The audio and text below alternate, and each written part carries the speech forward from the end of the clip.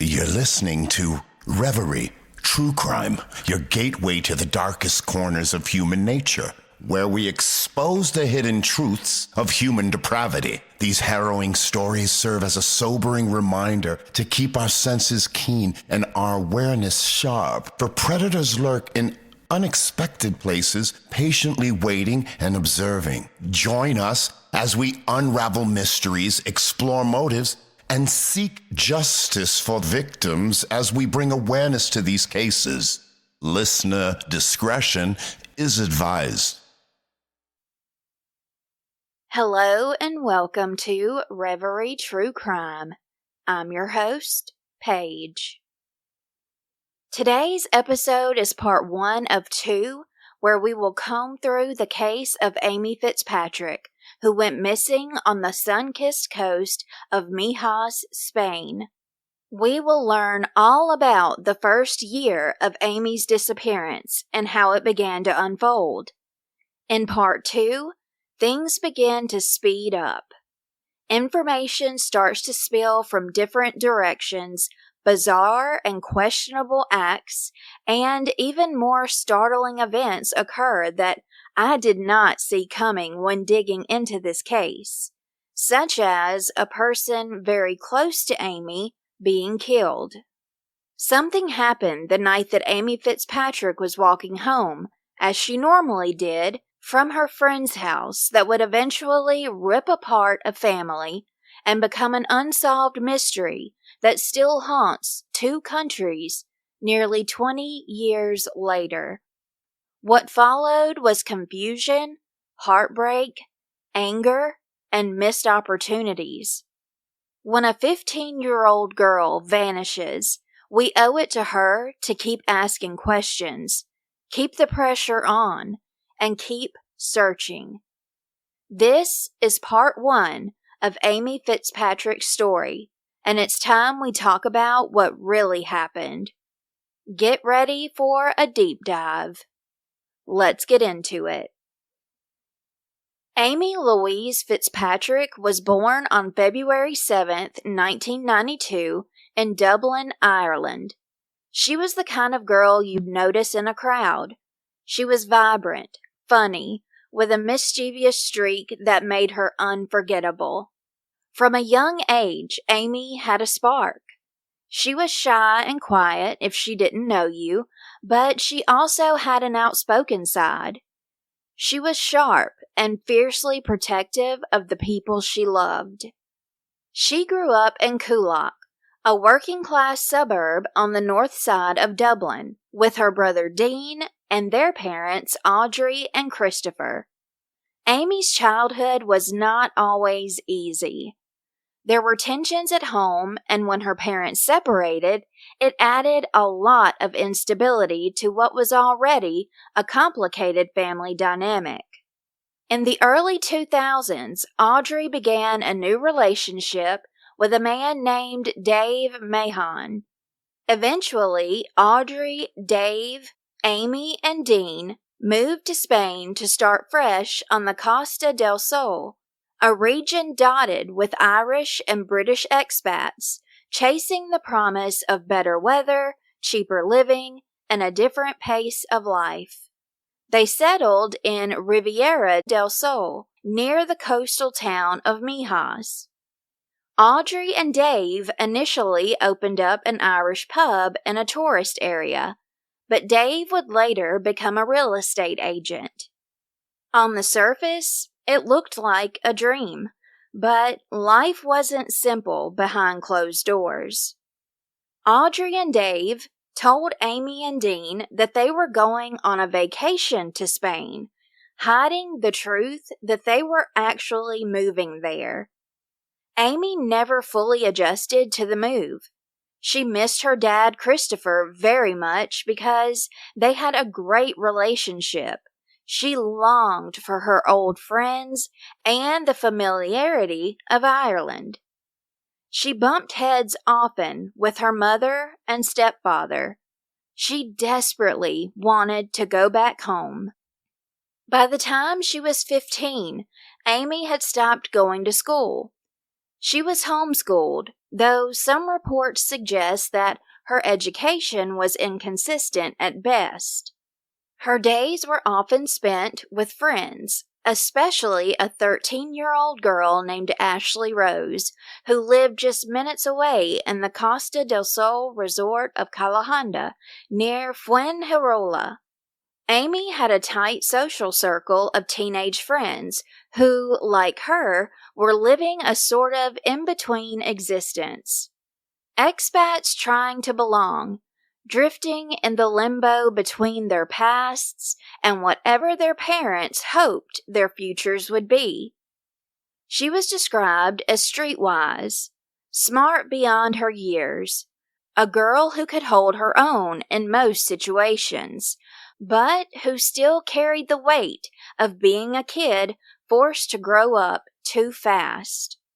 She confided in friends that things at home were difficult, that she didn't feel safe, that she hated the man that her mother was with.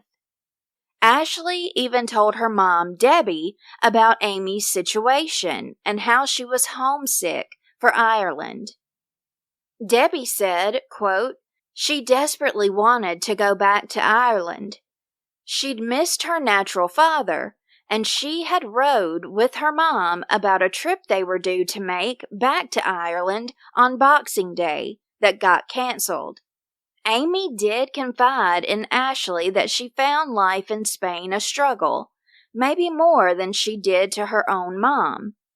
I know she'd been bullied at school, but the trip back to Ireland had been rearranged for the new year, and she was happier because of it. End quote. New Year's Eve came and went. For Amy Fitzpatrick, it was just another night spent in the company of her best friend Ashley. They had become inseparable. Two teenagers figuring out the expat life in a foreign country, bound together by boredom, loyalty, and the kind of fierce friendship only teenage girls can understand. Amy had been at Ashley's home for most of the New Year's holiday. She'd even spent the night before and helped babysit Ashley's little brother, Jake. The two were said to be hanging out, playing games, and maybe talking about boys or dreaming of Ireland. Amy did not want to go back to her own house. It wasn't unusual. She often found excuses to stay away from home, where tensions were rising with her mother's partner, Dave. Amy had confided in multiple friends that she did not trust him, that she did not feel safe around him. She was scared of him. When the clock struck midnight, Amy called her mother to say Happy New Year and good night. She made no mention of anything being wrong.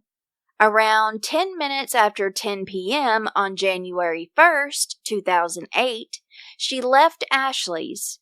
They waved each other goodbye, and Amy began the short walk home. It was a 10 to 15-minute walk to her house at most. She took a quiet residential route that was dimly lit, a path she'd taken many times before. Amy Fitzpatrick vanished somewhere in that short stretch of suburban street. At least, a lot of people believe so. The next morning, when she had not returned, there was confusion. Audrey and Dave said they weren't immediately alarmed. Amy often stayed over at Ashley's, but Ashley knew something was not right. If Amy told her she was going home, she knew that's where she was going. Hours turned into a full day, and on January 3rd, Amy was finally reported missing. The local police, the Garda Civil, were notified. Searches began, but from the start, there were delays and inconsistencies. Initial efforts assumed she had run away, which bungled the whole investigation from the start. Those closest to her insisted Amy would never just disappear on purpose. She had no passport, and when she went missing, she did not have her phone, any extra clothes, a dime to her name, or a plan. Friends and neighbors scoured the area, putting up missing person posters, calling hospitals, and asking around. The community quickly rallied, but as each hour passed, hope slipped further away. At the time, detectives began investigating recent reports of a suspicious-looking man who drove a white van. This man was spotted going up to children in that area, and the locals thought he was trying to lure the kids into his van and take them off to Portugal. However, no results ever came from that. Ashley's mom, Debbie, said, quote, Amy had walked that route to her house from ours 1,000 times. She often took the shortcut down a dirt track between two housing estates, but I was always telling her I didn't think it was safe and urging her to take the long way around. The way Ashley saw her walking the night she left our house, she would have taken that shortcut. It's not the sort of path I'd want Ashley walking at night. She had nothing on her when she disappeared, apart from the clothes she was wearing. It doesn't add up that she's vanished of her own free will. End quote. Ashley told news reporters, quote, I'm really worried something awful has happened to her. Amy never goes more than 2 days without speaking to me. We'd arranged to meet at 6 p.m. the day after she disappeared, and she was going to stay at my house on the Friday night again. End quote. Amy's mom, Audrey, said, quote, I'm just terrified someone has got Amy and is holding her against her will. If that's the case, then please let her go. We just want Amy back. End quote. On January 5th, canines trained to detect dead bodies were brought to the area because detectives were getting more worried about Amy's safety. They searched a wasteland by a dirt track that wasn't well lit near Amy's home. From Ashley's house, Amy would normally walk the shortcut that runs right beside an abandoned house, and the path has hardly any light at all, but the other well-lit route would have taken her an extra 20 minutes to get home. A friend of the family who did not want to be named said, quote, her relatives are worried someone had seen Amy walking the route and was lying in wait for her. She had walked that route dozens of times before. Her friend was always begging her to go the long way round, but Amy knew that area well and always felt safe. End quote. Prior to a press conference the family held on January 6th, Audrey told news reporters, quote, Amy rang me at midnight on New Year's Eve to wish me Happy New Year from her friend Ashley's house, where she was helping babysit the friend's younger brother. It was a quick call, but she seemed happy enough. She stayed at her friend's that night and left at 10 p.m. on New Year's Day to head home after spending the day with her and visiting a local shopping center. I haven't seen or heard from her since, and nor have her friends. It's totally out of character, and I'm beside myself with worry. She's on my passport, so she's got no travel documents with her. She only had the clothes she was wearing, and she had no money. Teenagers are teenagers, and Amy had her good and bad days.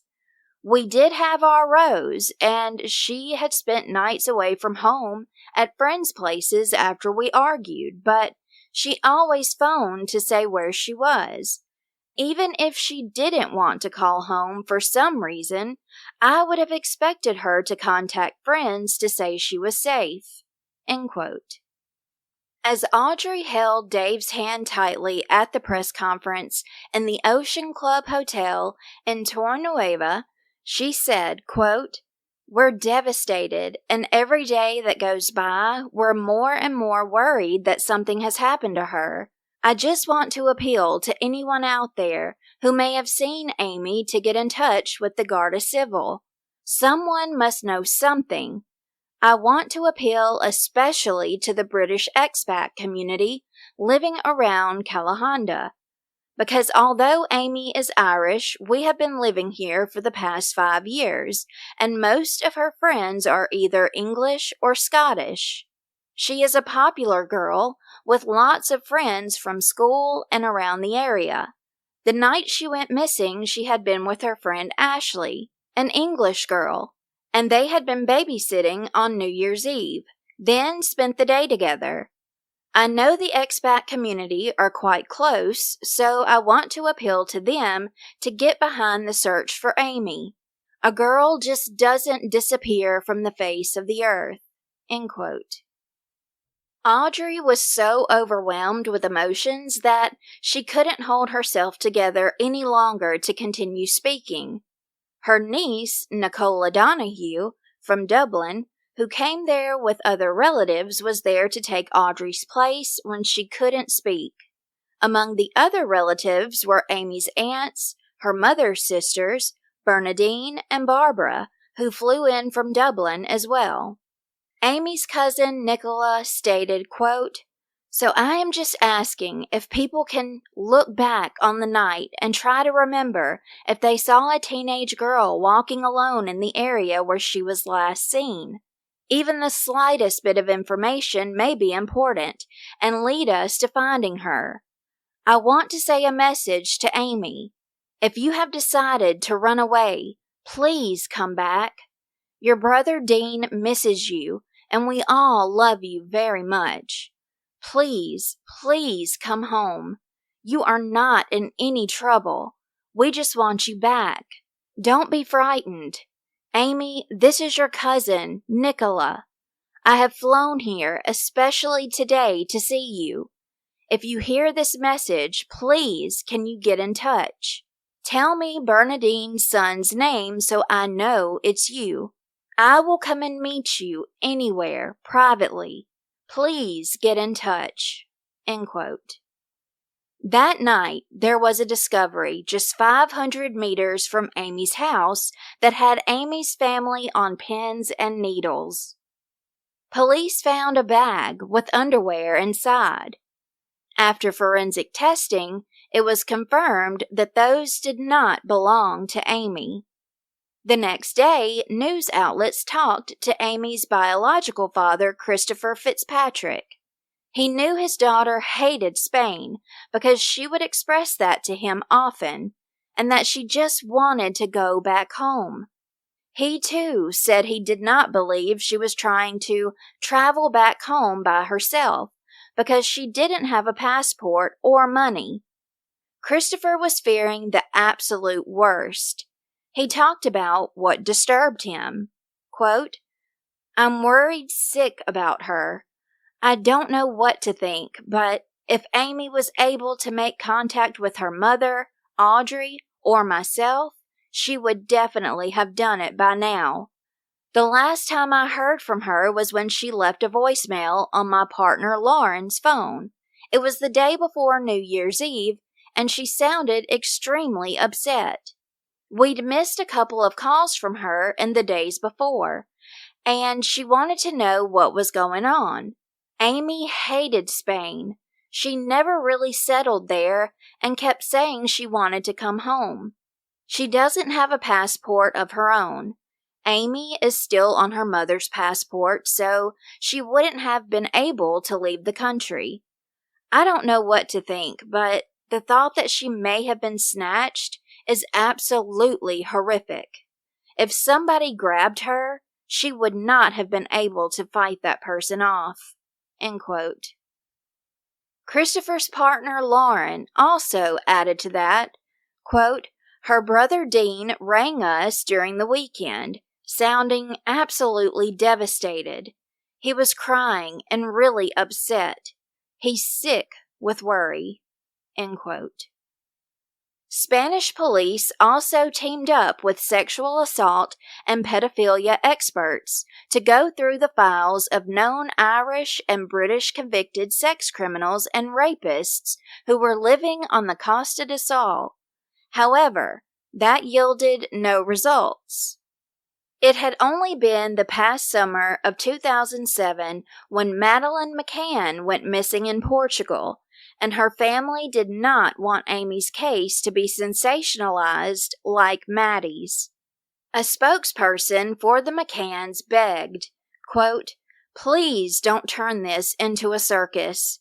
Don't make it another Maddie. Let the police do their job.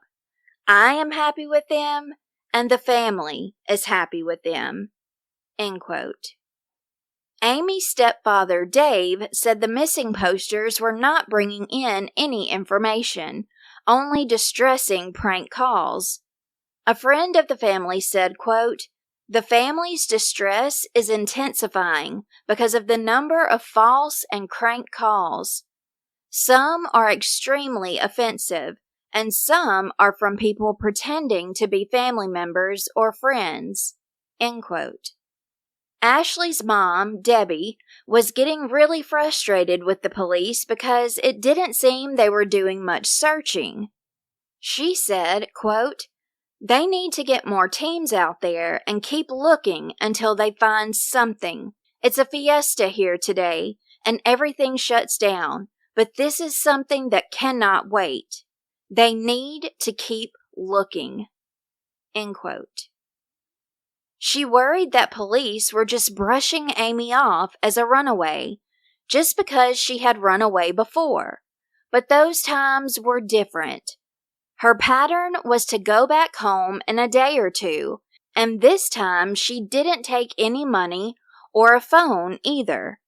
Police tried to reassure everyone that they were taking Amy's case seriously, saying search teams had spent a lot of time in the Mijas Mountains and shrublands close by, searching for Amy or any clues that could help them.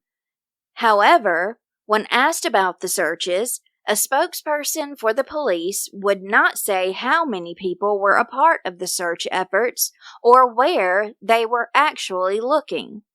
One thing everyone knew for sure was that there were no searches happening near the route Amy took home. The spokesperson claimed that if no leads were discovered by that night, January 8th, the next day more officers were going to join in, and the hunt for Amy would escalate. After days of news coverage and reports, things slowed down.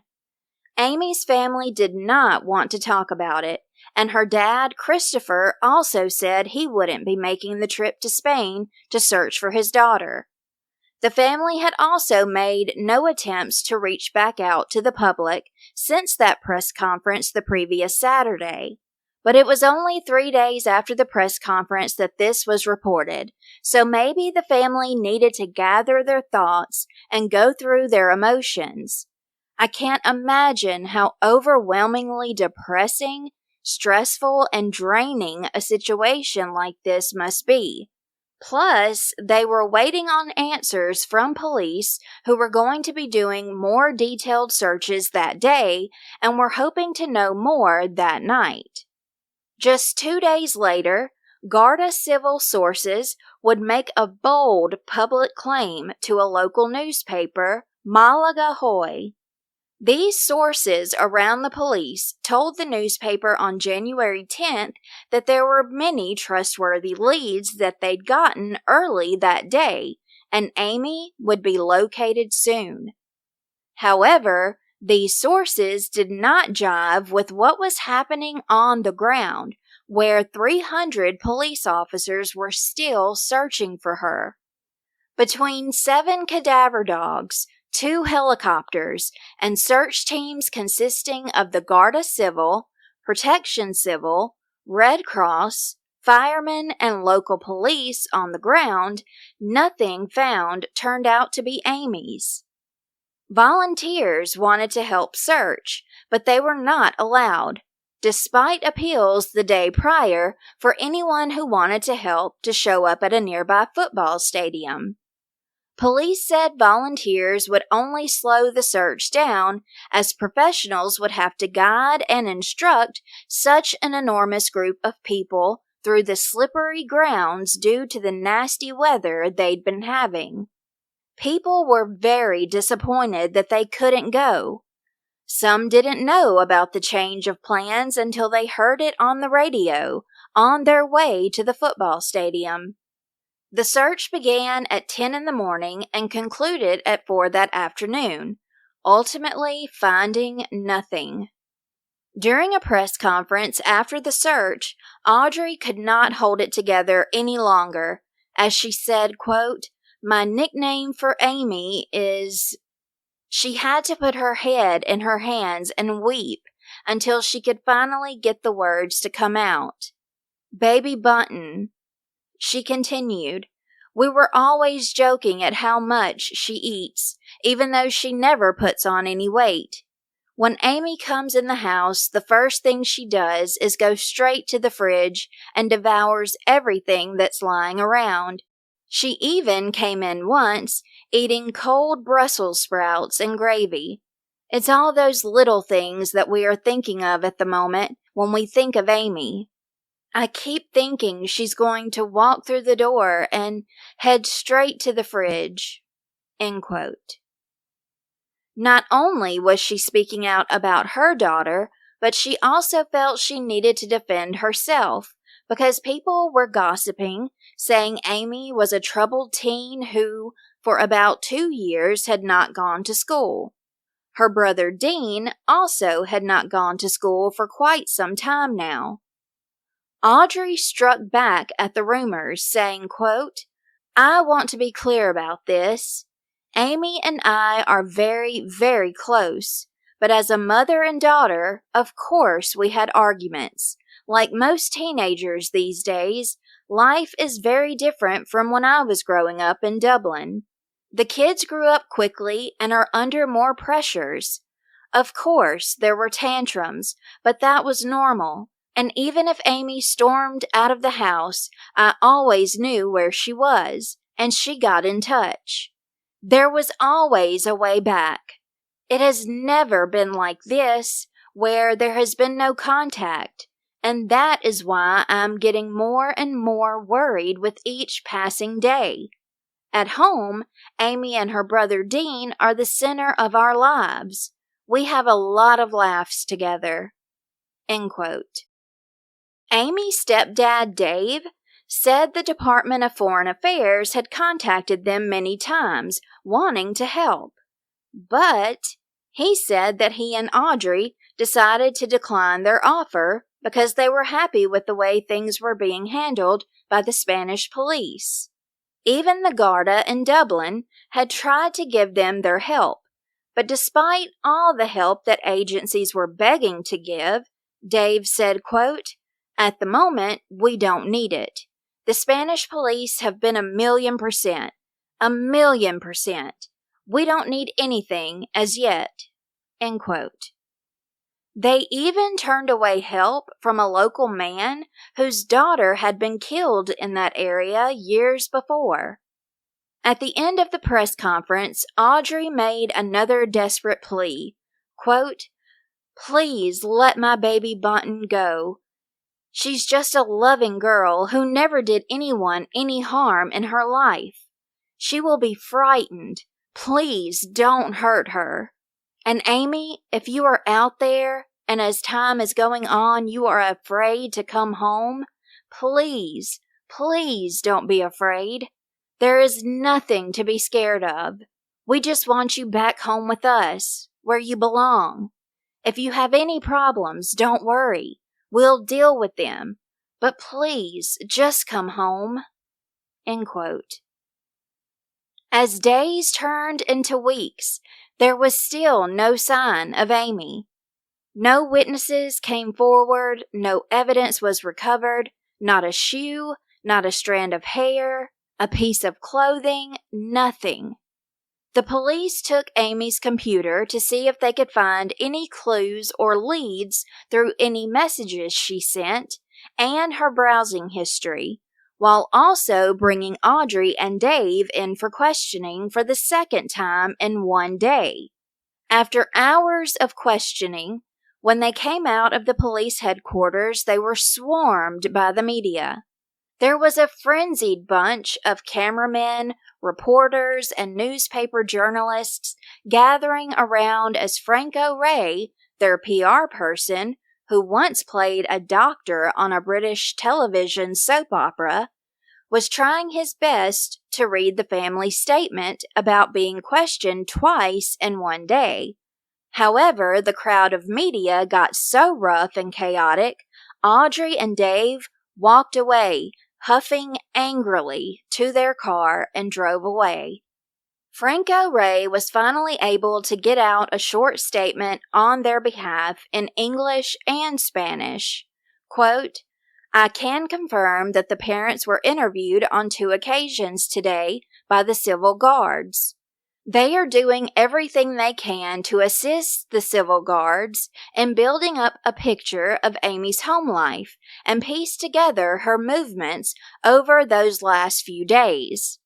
It is not for me or for the family to reveal what has been said." End quote.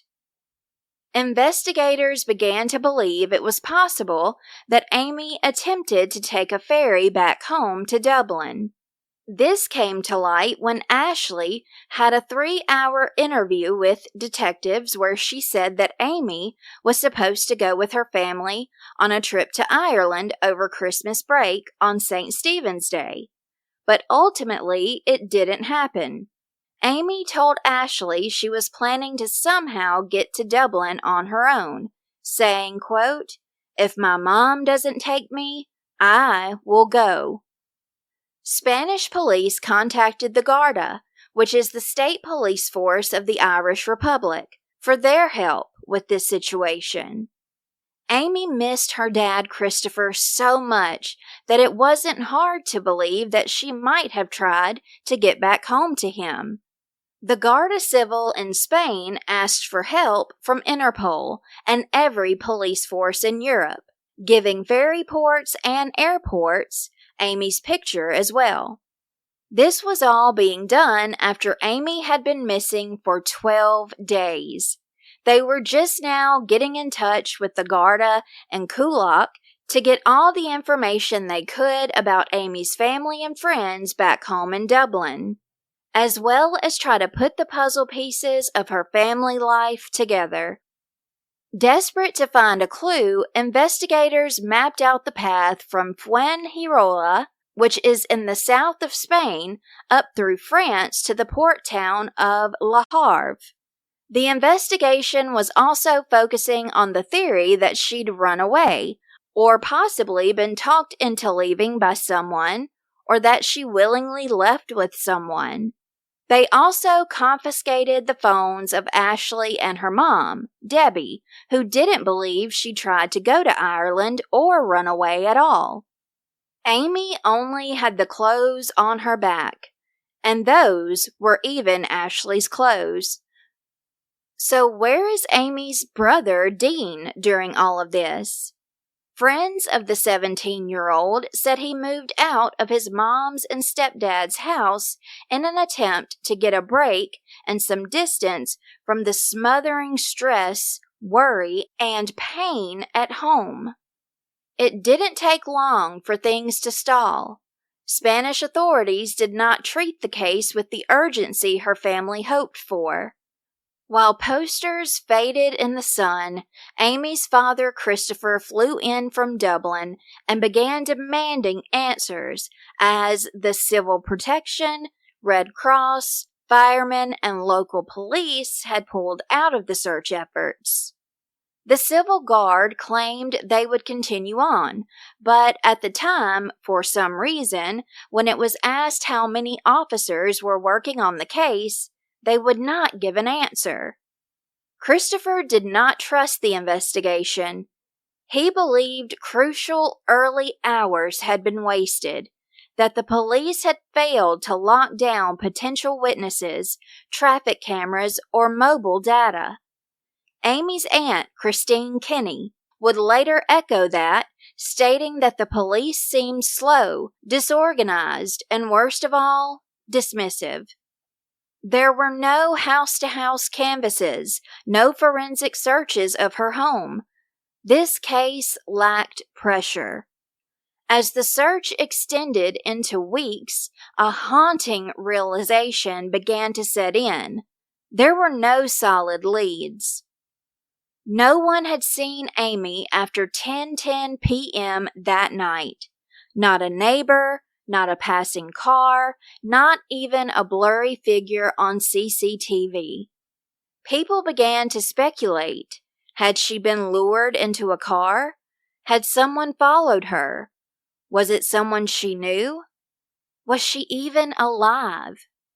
Police theories began to splinter. Maybe she had gone to meet with someone. Maybe she was angry at her home situation and decided to disappear. But these theories ignored the one thing everyone closest to her insisted. Amy would never have left without telling someone. As the official search weakened, Amy's family strengthened theirs. They organized vigils. They went door to door. They spoke to international media, pleading for support and visibility. Over time, the case faded from front pages. Other stories took over the headlines, but Amy's family never stopped. They believed that Amy was taken, and they believed someone knew who did it. Police were also checking Ashley's computer due to the fact that Amy's computer had been broken for a while, and she had been using Ashley's. They'd wondered if Amy had been in chat rooms and possibly met someone who could have picked her up. The standard procedure of taking DNA samples from family members had also been done only recently.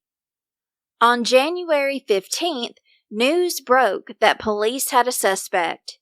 Detectives were told there was one person who was believed to have made indecent proposals to Amy on more than one occasion. This suspect was a middle-aged man, and sources close to the investigation were optimistic that they were about to crack the case. Apparently, digging into Amy's private life opened new doors. All possibilities were said to be still being looked at. Spanish police were also going through a new list Ashley had made of other friends and acquaintances of Amy's they'd not talked to before. Ashley also told police that Amy had talked to her about how she stayed some nights in a house in the village of Mijas, located on top of a mountain. Ashley did not know who was living in the house, and police were interested in finding out. Jerry O'Carroll, former Murder Squad Garda, a detective nicknamed Sheriff, wrote a column that was in the January 16, 2008 Evening Herald. He wrote about all the letdowns and how many times the ball had been dropped in this case, and overall, how poorly it was being handled 15 days into the investigation. He believed they spent too much time on the theory that she ran away. He talked about how police actively seemed to be non-existent at the moment. There had been no suspects arrested, no houses searched, or any vehicles seized at the pedophiles' and sex offenders' homes. The only movement seen was the day before, when Spanish police decided to finally search another route Amy could have taken home. Even the breaking news of this possible suspect, who was believed to be a middle-aged man who had some kind of emotional attachment to Amy and continued attempting to get her into his car, seemed to be a major break in the case. When the news was publicized, you'd think authorities would have told Amy's parents personally beforehand. But no, Jerry wrote, quote, "Instead, it was the family's self-appointed spokesperson who had to go to the police headquarters and confirm the news. This is bizarre. Unlike our own system, the police have not yet appointed an officer to liaise with Amy's anxious family, which is inefficient and unprofessional in this day and age." He added at the end of the column, quote, I expect this investigation to go up a gear in relation to new information received about a suspect in the next days or weeks. From day one, I had a bad feeling that this young girl had been abducted. Unfortunately, I have to say, nothing that I have seen here in my 5 days has led me in any way to change that opinion. End quote. Amy's brother Dean also released an open letter to the media addressed to Amy, and it said, quote, Hi Amy, it's Dean here. I don't know if you will see this, but I hope so. Nobody knows what's happened to you, and everyone's really scared now because it is 2 weeks and we haven't heard anything from you. We really miss you and are all worried sick. Mom is crying all the time, and the house is just empty without you and all your noise. I miss you a lot. I even miss you stealing my CDs and pinching roast potatoes off my plate at dinner. Please, please come home, Amy. I don't know if you ran away, but if you have, just give us a text or something saying you're all right. Also, if you're in some place where you can't come home or even get in touch, then don't be scared. The police are out looking for you with dogs and helicopters, and I'm sure they'll find you and bring you back. End quote. For the past 2 weeks, the police had only limited their focus on the route she normally took home from Ashley's. They were just now exploring other possible routes. Instead of digging the unlit dirt track on the unusual route she took home like her family and others had begged, they wouldn't do it, only concentrating on an alternate route to her home. They got this information from Amy's friends Ellie and Kim Simpson. When Amy moved to Dublin 4 years ago, Kim became her first friend. Police did not even bother to look at other paths she could have walked home that night until a friend brought it up in February.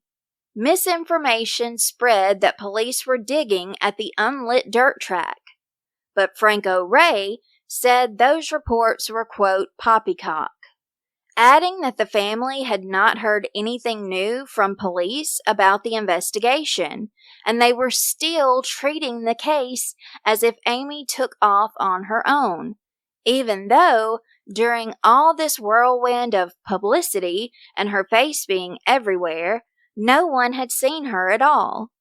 A teenage girl does not just vanish into thin air. Another occurrence that fueled their theory was that a family friend, Richie O'Shea, had a white Ford Fiesta that was stolen shortly after Amy disappeared. Richie went to the police to report the vehicle stolen, which was 2 days after Amy had gone missing. He was taken in for questioning and insisted the rumors about her breaking into his vehicle with a screwdriver and taking it out for a spin in the past were completely untrue. Police were grasping at straws, trying to make their runaway narrative fit. February 7th, 2008, Amy would have celebrated her sweet 16th birthday. The day before her birthday, when Audrey was supposed to be preparing to mark that special day, she was being questioned by detectives because she allegedly assaulted her neighbor recently when they complained about hers and Dave's music being too loud. A Spanish police spokesperson said, quote, a neighbor has reported Amy's mother to police. After police have interviewed her, a report will be passed to a judge who will decide what course of action to take. I have not been told the nature of the complaint that has been made. End quote. Earlier that week, Dave, Amy's stepdad, had just come back from the Moroccan port of Tangier, where he gave out flyers with Amy's pictures on them.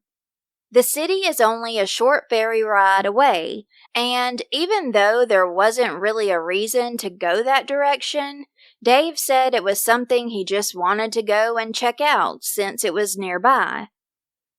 To celebrate Amy's life and remember the good times, friends got together that night and went to a shopping center/bar close to where she lived. Kim Simpson and Amy's birthdays were only 2 weeks apart, and they'd always planned to combine their 16th birthday celebrations. Quote, "We had been planning to do something together and invite all of our friends, but I don't know what I'll do for my birthday now." End quote. Audrey was so distraught that she could not bring herself to go to the birthday party that her son, Dean, put together. She had planned to go, but she just couldn't do it. Neither did Dave. Amy's cousin, Nicola, talked about how horribly Audrey was suffering over the loss of her daughter. Quote, "You can imagine how Audrey is feeling. It's indescribable. On a day like today, it hits especially hard. She was trying to come down, but she was too upset." End quote. Around 40 of Amy's great friends were there to celebrate her. Before Amy left for Spain, she and Nicola had gone clubbing together. Nicola told the Sunday World, quote, "She would have loved this. It's the second party she's missed since she disappeared. I was at her 16th birthday party too. Her friends held it in Spain." End quote. Nicola and Amy's aunts, Bernadine and Marion, also added that Amy did not run away. There was no chance that was what happened to her. Amy's grandmother, Mara Donahue, heartbreakingly said she, along with Amy's grandfather, Joe, had been organizing and filling Amy's bedroom with old toys. Mara told the Sunday World, quote, "She used to play with all her toys every time she came to stay in our house. Now her toys are all in the room, waiting for her. We're not giving up hope." End quote. As they spoke to the Sunday World, they were at a benefit to raise money to search for Amy, where over 300 of Amy's family members, family friends, and former neighbors showed up. Mara and Joe didn't feel like being there at all, because how could they enjoy their time when their granddaughter was out there somewhere? In May of 2008, Christine Kinney, Amy's aunt, Christopher's sister, began a campaign to establish an urgent response service.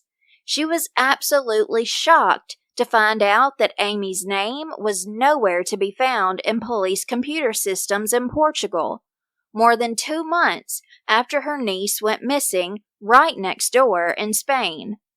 Only after she raised questions, Christine was able to get Amy's name added to a Europe-wide computerized system for policing international borders. She began advocating for a new service like the Amber Alert system in the United States, which is a message issued by a child abduction alert system to ask the public for help in finding abducted children. Christine said, quote, "We need an Amber Alert service in Ireland and throughout Europe for our own sakes and for the sake of our children and our children's children." End quote. She began a petition, which at the time, hundreds of people had already signed. Today, there is an Amber Alert Europe, and it was founded, finally, a few years later in 2013. A few months later, in August of 2008, Audrey spoke out about the horrible prank messages from people pretending to be her daughter. The messages came through the social networking website Bebo. Bebo was around from 2005 until 2013. One of the messages read, quote, "Hi, Mom and Dad. I'm fine, so stop worrying." End quote. Audrey knew it wasn't really Amy, saying, quote, She wouldn't call me Mom. She calls me something else. If I get a message with that name, then I'll know. There's been a few hoax messages like that. I've had text on my phone saying, "It's me. I've no money. Could you put free credit on my phone?" Plenty of them got free credit with that one. There have been some on the Bebo site as well, but the first thing I notice is the wording. It's not her. The first time something like that happened, I thought it was her. It was within the first week she went missing, but that actually turned out to be a friend who had logged onto Amy's Bebo to leave a message for Amy. She had Amy's password, so it looked like Amy was online. She apologized afterwards, but when it's prank text and messages, it is hurtful. But you have to put it against all the good comments you get. You have to take the bad with the good. We still get the texts and emails, but we're much more focused now. But some messages she received were even worse. She said, quote, "You spend a lot of time talking to people online, and one person told me not to bother looking for her because she's dead already. I couldn't believe it, but people like that are not worth even getting upset over." End quote. Even though those kinds of messages can eat you alive, she tried to hold tight to the messages of thoughts and prayers around the globe who were helping her push through this pain. Quote, "It will be 8 months on September 1st, but it feels that much and longer." End quote. Earlier that summer, Amy's brother Dean moved back to Ireland, and Audrey was there visiting him when she spoke to the Evening Herald newspaper. In the same paper, right next to that column, was another piece written by Jerry O'Carroll. He wholeheartedly believed and feared greatly that Amy was kidnapped and murdered by someone she knew.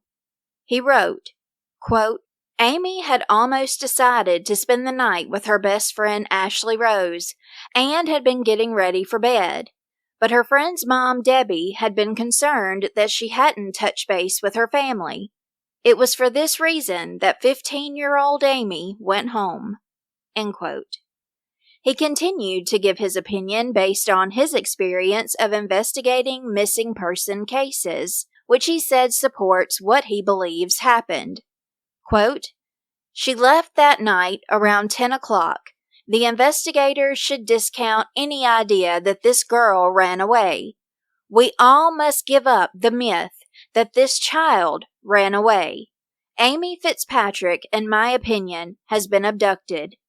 Here we are, more than 220 days later, and the family has searched extensively for Amy." End quote. He mentioned the fact that the family had distributed missing flyers for Amy all across Europe and visited the EU Parliament.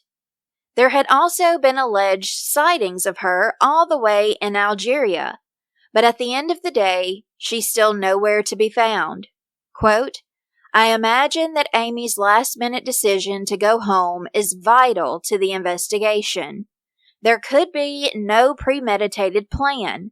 My own belief is that this is an opportunistic crime. She was in the wrong place at the wrong time. I believe Amy was walking that perilous land on her own when an opportunistic predator saw her." End quote. He wrote about how it's so hard to think of Amy's case without thinking about Madeleine McCann's case, too. Amy's case never got as much exposure as Maddie's. Jerry said even though Amy's parents were still unable to be comforted, maybe soon their hope would be to find their daughter's body, to give her a proper burial, and have some sort of closure. However, he added, quote, "I understand not as a former Garda, but as a parent of a child, that they still have hope, and I don't want the Fitzpatrick's family to lose hope." End quote. Sadly, in September of 2008, an Englishwoman named Isabel never made it home after an evening out in the same Spanish resort where Amy resided. All of Amy's family was scared that there might be a connection. Amy's aunt, Christine, told the Sunday World paper, quote, "We are obviously worried about this latest development, and our prayers are with this woman's family." End quote. The night before, Christopher had just spoken to the Sunday World newspaper about how he had wished so badly that his daughter had been able to take her flight on St. Stephen's Day to Dublin. He didn't know why the trip was canceled, but said if he could go back in time and change things, Amy would be there with him, enjoying all the things girls do at her age. He also talked about what he was going through, saying, quote, "I cannot eat or sleep properly, but I made a promise to my beautiful daughter that I would never stop searching for her, and I will not break that promise no matter what. I will keep going until there is some closure." End quote. The 1-year date of Amy's disappearance was creeping up. But on December 30th, the family received a beautiful, uplifting message from Pope Benedict that was really special to them and revitalized them. Amy's Aunt Christine had written a letter to Pope Benedict asking him to pray for their family as they keep trying to find Amy. Then a letter arrived in her mail, and she couldn't believe who it was from. She was over the moon about it.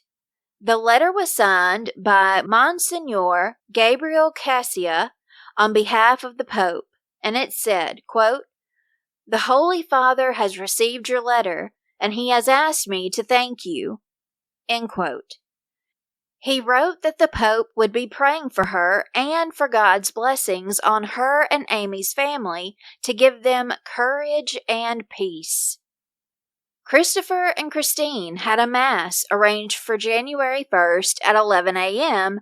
for the 1-year date of Amy's disappearance. They planned to release balloons, 2 pink ones for Amy and 50 blue and white ones representing their dedication to the Virgin Mary as they try to find strength going forward in their search for Amy. The Kulak Family Support Group would also bring 20 doves to release into the sky for peace and unity for everyone in the world. As that was happening in Ireland, back in Spain, on the route Amy likely disappeared, her friends would be having a prayer service and a minute of silence. People in the UK would also be lighting candles simultaneously. Christopher and Christine had a fundraiser to hire Liam Brady, an Irish private detective, to help find her. Dean and Christopher made an appeal on Liam Brady's website. Quote, "Not a day has gone by that her family and friends have not suffered to know where Amy is. Whether you have direct knowledge of what happened or are simply a friend who might have heard or seen something, please take the time to send details, no matter how insignificant they may appear." End quote. As months turned into years, Amy's story has never had a definite conclusion. Some of the most unsettling and revealing twists are still to come as we wrap up with part 2 next week. As the investigation drags on and suspicions grow darker, tensions within her family begin to crack wide open. A shocking killing, strange behaviors, and missed chances build a sinister portrait of what might have really happened, and who may have known all along. In part 2, we'll explore the suspects that surfaced and the questions that still won't let Amy's loved ones sleep. This isn't just a mystery. It's a wound that never healed. Stay with me, because the next chapter is where everything begins to unravel. Thank you for listening to this episode, and until next time, friends, please keep yourselves safe, be aware of what's going on around you, protect yourself and others as much as you can, and take care. Love you guys. Thank you for listening to this episode. As we close out, let us not forget awareness is our greatest defense. In a world that can be dark and grim, vigilance is our beacon of hope. When it comes to the cases we have explored together that have remained unsolved, if you happen to hold a piece of the puzzle, dare to step forward. As author Lois McMaster Bujold once said, "The dead cannot cry out for justice. It is a duty of the living to do so for them." Until we reconvene, my friends, stay vigilant and stay informed.